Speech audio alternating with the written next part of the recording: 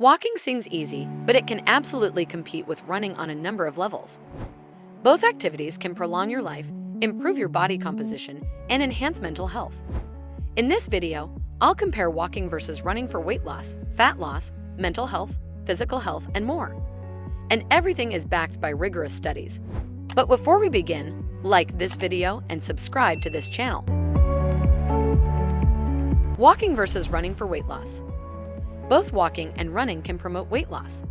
However, you should consider these factors. Caloric burn. Running generally burns more calories than walking due to its higher intensity. According to HealthLink, quote, someone who's 160 pounds, running at 5 miles per hour burns 606 calories. Walking briskly for the same amount of time at 3.5 miles per hour burns just 314 calories. HealthLink infers that, quote, you need to burn approximately 3,500 calories to lose 1 pound. If your goal is to lose weight, running is a better choice than walking. Besides, a study published in the Journal of Strength and Conditioning Research shows that runners continue to burn more calories than walkers even after their workout. And that afterburn effect lasts 5 minutes longer. But that assumes you can run for 5 miles an hour for that entire hour. And let's face it, not everyone can do that. That brings us to the next point. Motivation and perceived effort. For some people, running can be more challenging and demanding than walking. The higher impact and intensity of running may make it harder to sustain for longer periods, especially for beginners or those with joint issues. On the other hand, walking is a low-impact exercise that can be more accessible and even enjoyable for people who prefer a less intense workout. This can lead to better long-term adherence and consistency. That's not all. You can walk every day without feeling extremely tired. In fact, chances are you'll have more energy after your 60-minute walk, so you can play with your kids, go dancing, or go swimming. That's not the case with jogging for 60 minutes. People who go on a 60-minute run are more tempted to become couch potatoes for the rest of the day, thus decreasing their metabolic rates. And you can absolutely make walking more difficult to burn more calories and even build muscle. Hang on to hand weights while walking. Wear a weighted vest that is 5 to 10% of your body weight. Wear ankle weights.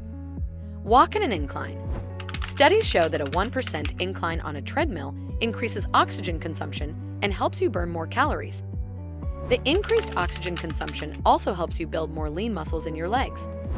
By contrast, jogging and running are forms of cardio that can decrease lower body muscle mass, especially if you don't have strength training in your routine. Lifestyle. Ultimately, the best exercise for weight loss is what you enjoy and can incorporate into your lifestyle consistently. Walking can fit easily into daily routines, such as commuting or taking breaks at work. It may also be more suitable for those with physical limitations that prevent them from running. For example, you can go on a brisk 30-minute walk during your lunch break or before work and barely break a sweat. You can go back to your office rested and refreshed. Now imagine going for a 30-minute run. You would most likely need to shower before returning to work, and your energy levels would be lower. Walking versus running for fat burn. When most people think about burning fat, they think of the fat burn zone. The fat burn heart rate zone refers to the heart rate range at which your body primarily utilizes fat as a fuel source. To determine your fat burn heart rate zone, calculate your maximum heart rate. Subtract your age from 220 to estimate your MHR. For example, if you are 30, your estimated MHR would be 190 beats per minute.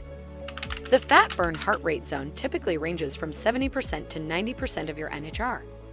To calculate your fat burn heart rate range, multiply your MHR by 0.7 and 0.9. For example, if your MHR is 190, your fat burn heart rate range would be between 133 and 171 beats per minute. And technically, running can make your heart beat faster to get to that zone easier. But you can also bring your heart rate up through brisk walking. Wearing ankle weights and pumping your arms can make your entire body work harder during your walks. And that will also increase your heart rate in the fat burning zone. But burning fat depends on more factors. If you want to lose fat, you must consume fewer calories than you burn. Limiting your daily intake by 100 to 200 calories, the equivalent of walking for half an hour, is enough to help you lose weight consistently in the long run. In fact, A study on the effect of walking exercise on abdominal fat showed that walking 3 times per week for 12 weeks in 50 to 70-minute chunks can considerably reduce visceral abdominal fat. That's deep tissue belly fat. You can also decrease your fat-to-muscle ratio by building lean muscle. Changing your body composition can be done through both weight loss and weight gain. Gaining more muscle mass decreases the proportion of body fat even if you are not actively burning your fat stores. But your newly gained muscles will make you look more sculpted. And walking can help you with that.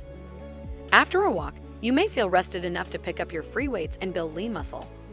But running for too long may stop you from doing that. Walking versus running for mental health.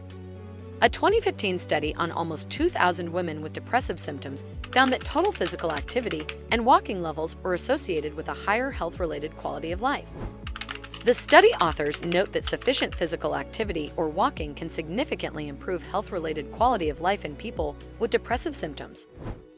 Other studies attest that walking can reduce anxiety and depression, improving self-esteem. The two main reasons are increasing blood flow to the brain and influencing the hypothalamic pituitary adrenal axis so that we can respond better to stress. Running shows similar benefits. Running can decrease symptoms of depression, which is why many therapists include outdoor jogs in treating mild to moderate cases of depression. And a 10-minute jogging session on the treadmill is shown to produce considerable mood improvements. It's no wonder that runners have overall lower stress levels than non-runners, according to multiple reviews. I'll include this research in the video description below so you can analyze it further. Walking versus running for physical health. Multiple studies prove that both walking and running help people prevent chronic illnesses such as cardiovascular disease, high blood pressure, diabetes, cancer, osteoporosis, and more. One study shows that runners have a 30% lower risk of death from any cause than non-runners. Regarding heart disease specifically, runners' risk of death is 45% lower. But becoming a runner isn't the only way to reap those benefits.